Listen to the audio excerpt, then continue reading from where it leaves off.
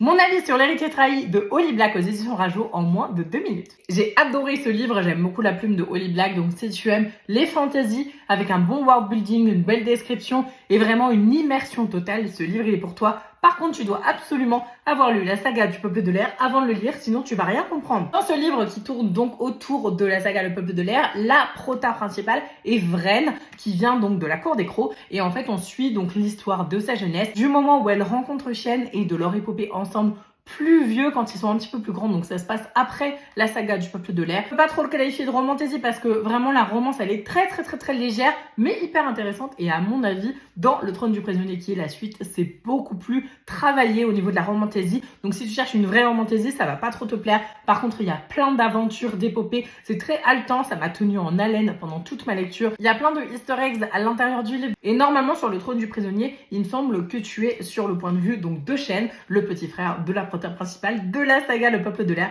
Donc c'est super intéressant. Si t'aimes les complots politiques, c'est pour toi aussi parce qu'il y a plein d'aventures, de la magie, etc. Un tout petit peu de romantasy, un soupçon de romantasy et beaucoup de politique. Donc dans un monde fantasy hyper bien travaillé, il est génial, j'ai adoré et je te le conseille chaudement si tu as adoré la saga Le Peuple de l'air.